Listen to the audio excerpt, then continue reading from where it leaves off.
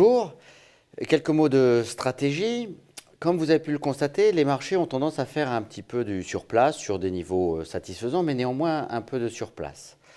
Il faut dire qu'ils doivent faire face à des vents un petit peu divergents. Sur le plan économique, les États-Unis ont montré récemment que le ralentissement du premier trimestre était principalement dû aux effets climatiques et les derniers chiffres sont très encourageants.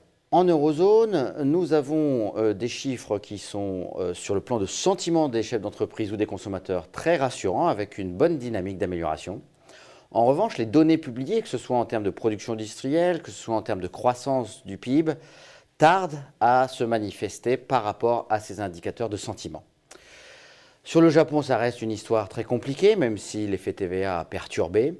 Et sur les émergents, nous avons des tendances très différentes, avec une Chine qui reste à la peine, une Inde qui s'améliore et encore beaucoup d'interrogations sur le Brésil. Mais en face de ce panorama plutôt rassurant quand même du point de vue macroéconomique, il y a eu des interrogations bien évidemment liées à la situation en Ukraine et la prime de risque que le marché met sur cette incertitude, et puis également des déceptions concernant les révisions de résultats en Europe, puisqu'on est toujours dans un processus de révision à la baisse, même si c'est de moindre amplitude. Alors cette pause sur les marchés a conduit à une très forte rotation en termes de secteur.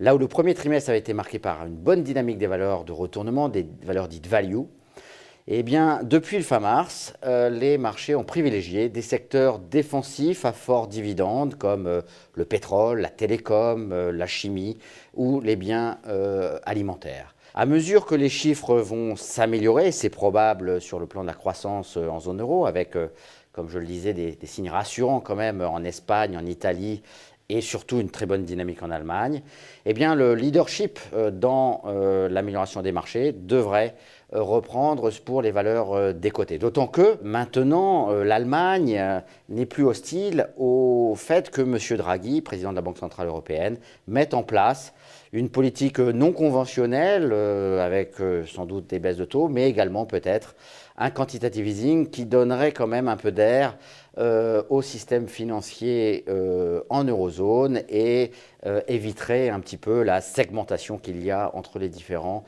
pays dans leur rythme de croissance. Voilà pourquoi cette pause, selon nous, reste une occasion de maintenir des positions importantes sur les actions. Nous avions, l'année dernière, on en a longuement parlé, deux classes d'actifs qui offraient des primes de risque satisfaisantes pour investir. C'était les obligations des pays périphériques et c'était les actions européennes. Comme vous le savez, les obligations périphériques maintenant sont à des niveaux de taux tellement bas, de l'ordre de 1,7 sur le 5 ans et à peine 3, un peu moins de 3 sur le 10 ans.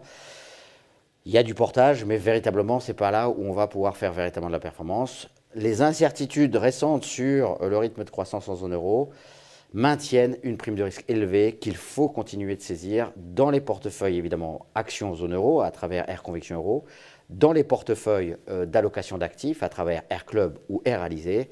Et puis, sur la partie taux, il faudra être vigilant, savoir patienter pour ne pas trop perdre. Et ça, évidemment, c'est la problématique qu'on essaye de mettre en place dans Air Euro Crédit.